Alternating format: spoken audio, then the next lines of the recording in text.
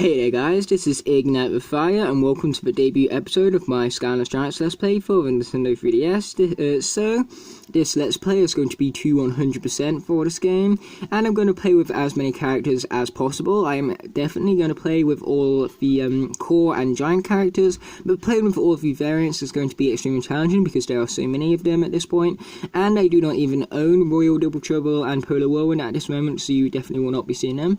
But if we have all this undone, we're going to get right into the game here, and I'm going to get into like the upload scheme and all of that fun stuff right after we've gotten started. But the first thing we are graced with here is a loading screen. Totally the best part of the game.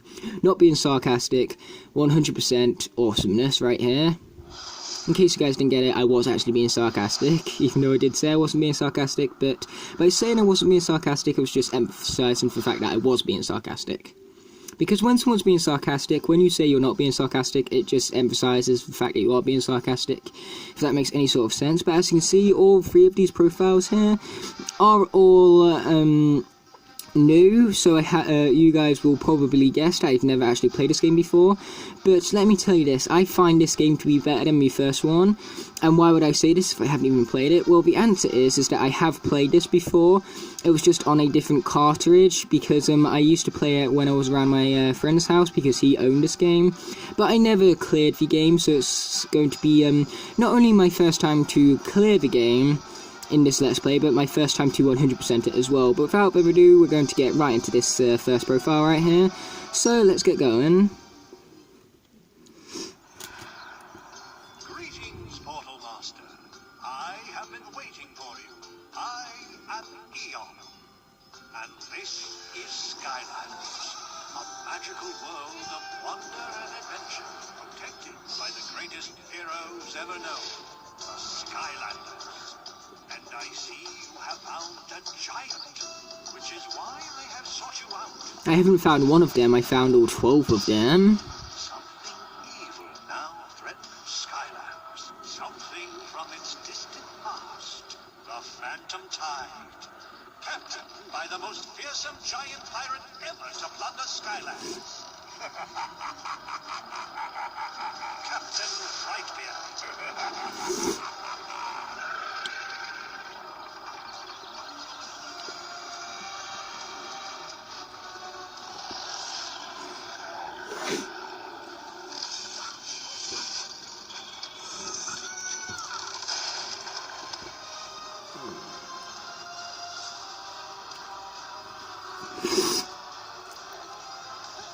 Sorry guys, I got a cold, that's why I'm sniffling a lot. I'm just hoping that you guys didn't hear it too much. And it may very well take a giant of your own to stop you. Good luck, Portal Master. The fate of Skylands rests in your hands. Okay, so we're travelling to Dare and Rescue, obviously the first chapter of this Let's Play here. And so here we just need to summon in 2 characters, and it gives us an awful long explanation about how to summon them in and all stuff. But you guys don't really need to watch this, so I'm going to skip ahead to after I've summoned in the 2 characters. So I'll see you then. Okay guys, so just like I said, that was basically just explaining how to summon it into characters and how to swap between them. So it's nothing eventful and something you would already know how to do if you have played the game already. But either way, let's get into this first level here. The good thing about this game is that I will only need to really play the levels twice. Once to get to complete the level and get all of the collectibles, and the second time for the speedrun. And that happened very rarely in Skylanders, because in the original game I should say even, because every time you of course completed a challenge, Hector will start chasing you, but that does not occur in this game, which automatically makes it 100% better. Because despite the fact that I did like Hector in terms of a story standpoint, I just found that it didn't help with the gameplay all that much. And it just made like the section, it just made the game more tedious, but it did make it intense, that was a good thing, but tedious is way far outweighs, you know, exciting and tension and stuff. But either way, we have some nice text here. So if these pirates locks up some treasure up there, see that giant symbol? It means only a giant is able to knock down this gate. All the giant needs to do is attack it with Y or X, and it'll come tumbling down. So anytime you see that symbol, just call one of your giant friends to break through it. So yeah, if you guys wondering why I said I found all 12 giants in the intro rather than 8, because there's only 8 of them, is because I included the variants, and out of all the 8 giants, there is 4 of them who have in-game variants, and the rest of them only have chase variants, which I myself personally do not collect. Because despite the fact that I am a hardcore collector, I'm not hardcore enough to dish out hundreds of pounds just to get a character that's see-through. If I find one in the store, then I will definitely get it to sell it, because I will sell it to try and get more characters, because I'm bothered about getting every character rather than getting every chase. So despite the fact that I do collect these guys, I'm not a hardcore collector. Either way, time to bring up the bridge right here. So I'm playing with 2 of the new characters from this game. We have Hothead, who's a giant, and Popfizz, who's a core, who I'll get into right after this elemental gate right here. Have you ever seen these elemental gates before? They're said to hold treasures if you can brave their challenges. Of course, I wouldn't know. You need to be the proper element or the gate won't open for you. See that symbol on it? Your element needs to match that. But fortunately, our element did indeed match that, and so we are going to enter it. Oh darn, how is Hothead like taking damage from flamethrowers? He technically is a glorified flamethrower. That's just physics for you guys. A fire character can take as much damage from a fire thing as it can from a ice thing. It would be cool though if like if every enemy had an element, and if certain elemental enemies had like greater power towards your Skylanders than others. I think that would be something cool to implement. So fire Skylanders, for example, would take more damage from water enemies, whereas water characters would take more damage from fire enemies. That would be really, really interesting, something really, really cool to see in the franchise later on. And it would make you more inclined to swap out your characters more often. Especially since in Skylanders Imaginators, most of the game, like, the element of the zone is usually, an Imaginator, and so most of the game you'll be playing your Imaginator, which is what the game really tries to emphasize and really tries to force you into doing. It really promotes you to use your Imaginators, which is a good thing, because it's also promoting you to use imagination and creativity, which is 2 very important skills which everyone needs, no matter what profession you're in. Either way, we have some more awesome text right here, and a really high-pitched yay. Sounds like the voice recorder had a voice break there, but either way, let's get rid of what he has to say. Skylander, I'm glad you're here. I'm worried that some of the monsters got into my lighthouse. You can check it out for me. You're welcome to the treasure up there. Just go through this doorway here to get up to the top. So yeah, this game has way better cutscenes. It has a more in-depth combat system because the level cap has been increased, and so it generally makes for a better game altogether. And like I said, we don't have the tedious Hector sessions, even though, like I said, they were intense, but I feel like tedious outweighs intense and just makes them bad in general. Now, I do like, I think the Hector sections would have been good if it was only the first time in the level that he chased you if you got a challenge completed, rather than every single time and every single challenge. And even worse is that he chases you even after you've beaten him in the boss fight, so it doesn't really make you feel inclined to beat the boss until the very end of the Let's Play, really.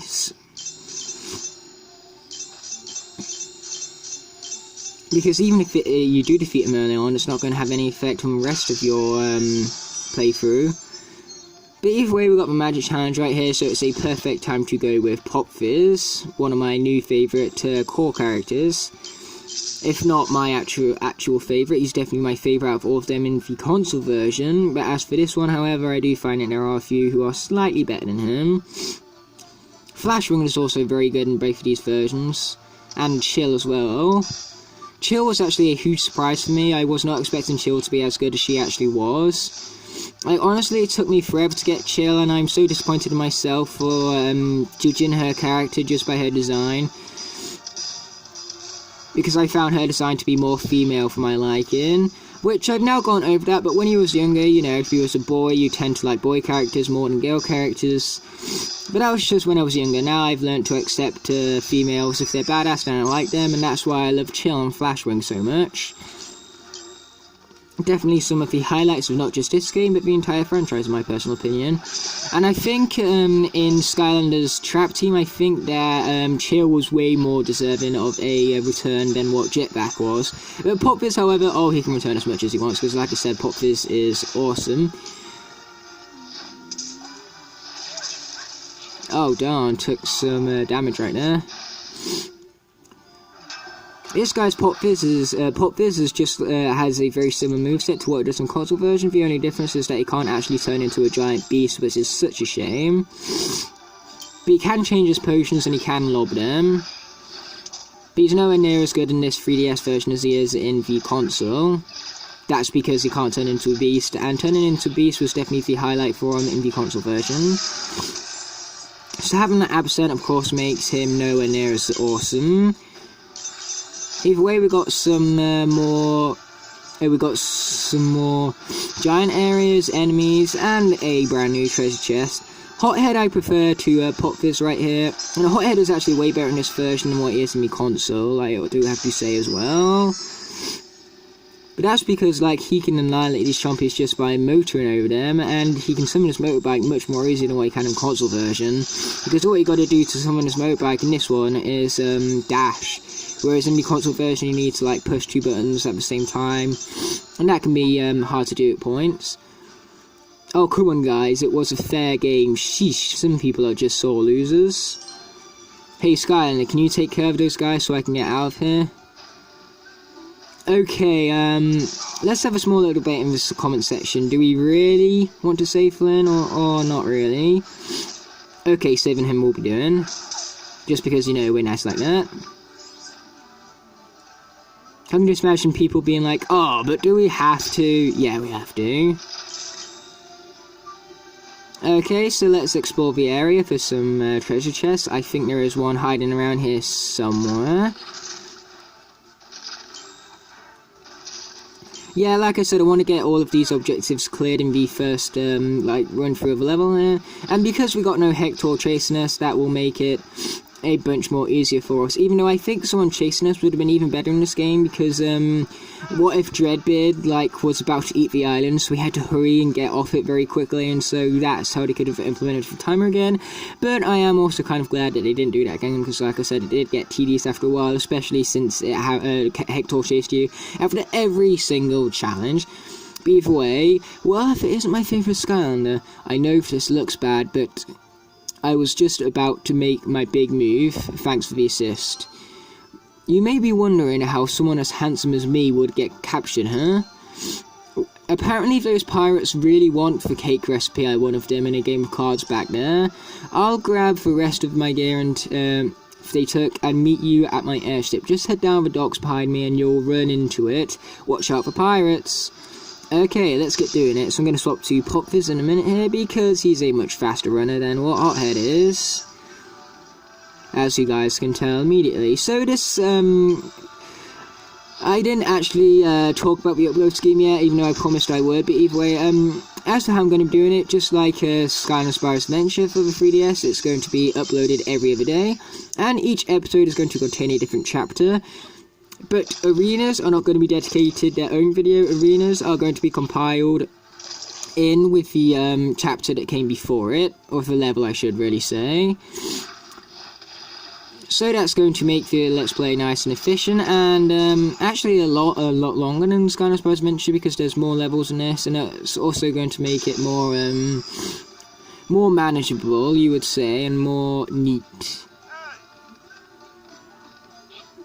You cannot actually go into Flynn's ship just yet. There's an invisible wall, so that really sucks, doesn't it? Ahoy there, Skylander. What do you think? She's a real beauty, ain't she? And she's also cursed. Hurry and get aboard, I'll give you the grand tour once we're away from those pirates. I just realised that I missed a treasure chest, guys, so I apologise about that, but you guys better get used to it as well. Either way, we collected treasure, which acts just like Radiance in the first game, and it gives you extra experience and all that fun stuff. It's just that the noise when it gives you experience is not as pleasant. Either way, as for our hats, we got the princess hat, how lovely, and we got the toy soldier hat, so that's awesome. Oh yeah, and we also got the trucker hat, a nice awesome hat might I add. and the umbrella hat. And I didn't realise how many we got here. We also got the bottle cap hat. And we completed the mission. The challenge was complete for collector coins, elemental gates, and giant areas. But like I said, we missed a treasure chest, which means that I'm going to have to come back into the level. But first of all, we're going to complete the time challenge, because the time challenge is unlocked the minute you complete the level, rather than the minute you complete all the other challenges. Unlike in the first one as well, might I add.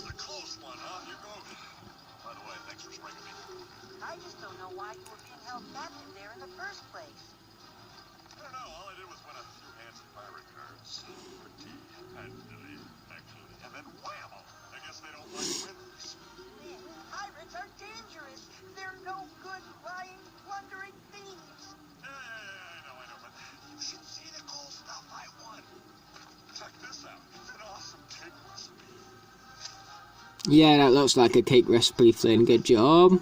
It's a map to a giant pirate's treasure. Oh, well, that explains the giant pirate who took it from me. Luckily, I copied it. Good thing I always carry pirate mustard. It has 1,001 uses. A wanted poster. Wait! Do you know who this is? Actually, come to think of it, that's the guy who stole my map. That is Captain Brightbeard. Terrorized Skylanders over 10,000 years ago. See, Flynn? And there's your cake. It's really a chest. The chest of exile. The ancient Archeans locked Brightbeard and his pirates inside and sealed it shut with his own sword. Meanwhile, I don't know what to tell you, Hugo. This is terrible. If he's back, he obviously wants to find the chest and bring back his entire fleet. Skylands is in great danger. Well, good thing you're with the most heroic and daring pilot in all of Skylanders. Any ideas? Well, legend says that the Archeans hid the chest in exile, but left behind clues to its whereabouts. Here, look at these runes. If you copied them correctly, then this is the first clue. Flynn, set the course for the Tiki Islands. Yeah, we're not going to quite get to that yet, because first I'm going to return back and complete the time challenge, as well as finish off that one last challenge, which was to to bash all of the chests in. But I have the feeling that if I find all the chests and destroy them all in the speedrun, then it will also count towards the challenge, I'm hoping. So who knows, maybe I'll run into all of them in the speedrun, so I can save time and make the Let's Play more efficient. Funny how in the first episode there and I'm already failing, but either way, here's what Hugo has to say. Welcome aboard, Portmaster. Flynn has already laid in a course of Tiki Islands. Just speak to him whenever you are ready to travel to a new location. You may also speak to me again whenever you wish to use the Portaltron to change either of your Skylanders. Whenever you summon a Skylander that you've played before, I will update their toy with any experience you've earned here. If you use your toys in another realm, your Skylanders will enter that realm with their saved experience level. You better see Flynn right away if Brightbeard gets the Chest of Exile before us. I doubt even the Giants will be able to stop him. Speaking of the Giants and swap out my Skylanders, I am going to swap out Hothead in a minute here. Actually, I'm going to do that right now. I was expecting Flynn to start speaking, but fortunately for us, he did not do that. But before I actually swap out Hothead here, I'm going to do a small little tour of the Dread Yacht. So here we have the Sheep Room, and as you can see, the room itself is a carbon copy of Persephone's room from the console version. Then you can't actually go down this hatch, unlike in the console version, and this area is blocked off, also unlike the console version. Then in this room, we have the captain's cabin, so we have like a map here, we have a telescope, a globe, and all that fun stuff. Then we have a little area over here, which we have a small little loading screen for. How exciting, we are travelling to Lifeboat. Yep, the Lifeboat is that special that it just deserves its own loading screen here. But either way, as you can see, what we have is we have our Skylanders collection, and there is over 99 to worry about here. But either way, we're going to exit right out of that. I'll show that off once I've summoned in every character, except for, of course, Royal Double Trouble, Light Core, Chill, and Polar Whirlwind, because those are the only ones that I do not actually own from this game, unfortunately. Well, then again, it's fortunate that they're the only ones I'm missing, because it's a very small amount to miss, but it's unfortunate that I don't have them. Either way, we have one last room to check out, and that's the top here, which is very similar to like it is in the console version, except for the fact that you can't actually go anywhere further up here because it's all blocked off. But as for what these are the adventure packs, which we are going to be returning to in this Let's Play, with each adventure pack getting dedicated its own episode. Because, like I said, I'm structuring this one a whole lot different to Skylanders Spy Adventure. But either way, I'm going to swap out Hothead for a new Skylander here, so I'll see you guys after that is all done. Okay, so as you can see, I swapped out Hothead for Stealth Elf because we're going back to the classics, and Stealth Elf was featured in the starter pack for Skylanders Spy Adventure. The only difference with this one being the fact that it's a Series 2 Stealth Elf. Now, interesting thing is that this hat, you guys know we haven't collected it yet. And so, what actually happens is that if you put a hat on the Skynet and console version, that hat also carries over to the 3DS, so that is a nice touch to say the least. Either way, Flynn here is going to talk to us about food by the looks of it, and about about daily elemental bonuses. So let's get right into this here. So, I can tell by the look of my eye just how much you love the ship, and with the best captain in all of Skylands at the helm, you'll will get you wherever you need to go before you can say chili cheese fries. Chili cheese fries, we're not there yet, Flynn, so that's a lie. You may have noticed these banners above me. Hugo said that they used to belong to Eon, and that they show whichever two elements are in alignment on a particular day. Apparently, Skylanders that match the elements get more experience and it changes every day. Now, where to?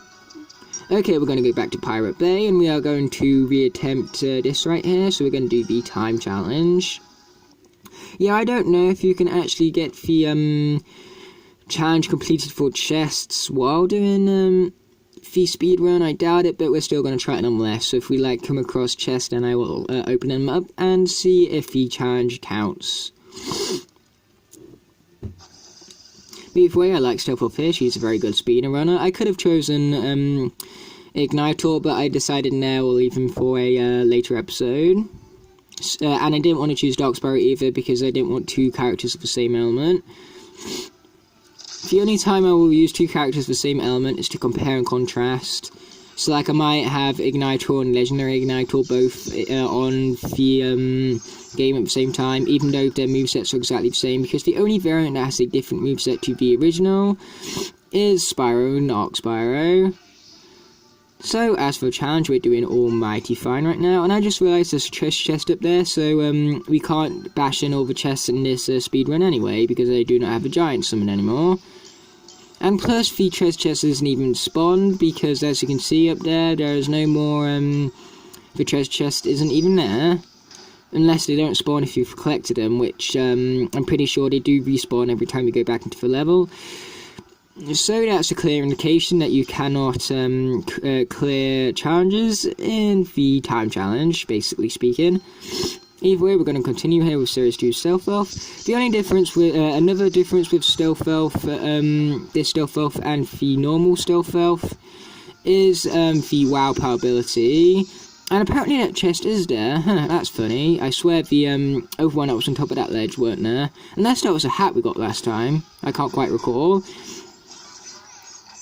Either way, what I'm going to do is when it comes to collecting the 8 treasure chests, I'm basically just going to pause the camera and then return, like, every time I find a new chest, so you guys can just know where all 8 of them are located, and you guys don't need to worry about seeing the chapter for a third time. And you also don't need to worry about seeing me fail, just in case I fail it yet again. And I'm not going to bother collecting that treasure chest because there was a treasure chest behind the Giants area, if I recall correctly. So there's not even any point in bashing in all the chests at this point because, like I said, we can't get them all because of that one locked behind the Giants area, which I can no longer access because I no longer have a Giant on me. But that's no worries, I'll swap back in Hothead after I'm done with Stealth Elf right here.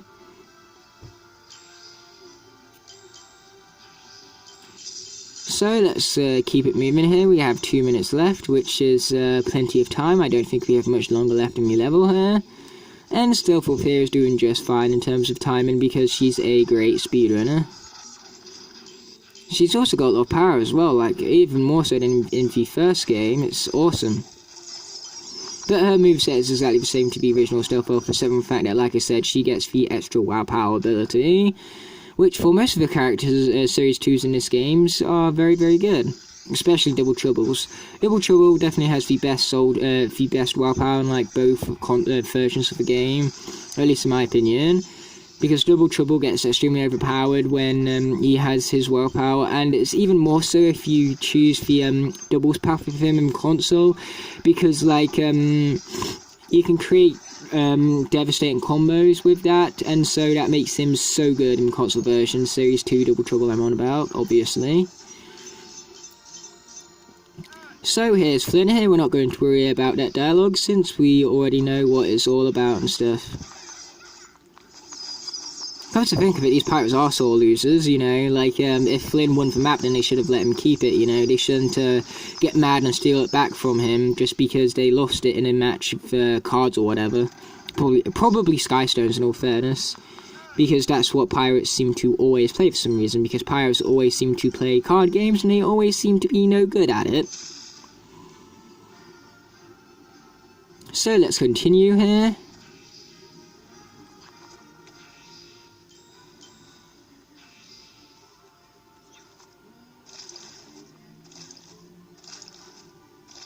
Okay, let's use Pop Fizz for the last part of the speedrun here, because I feel bad for not using him up to this point.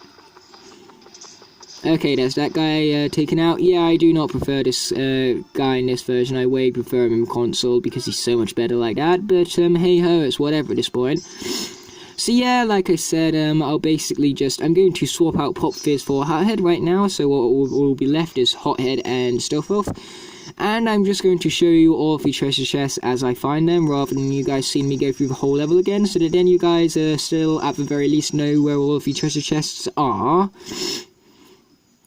So I'll see you guys after I've summoned after I've changed the swap Fizz out for Hothead, and when I've found the location of the first treasure chest in the level.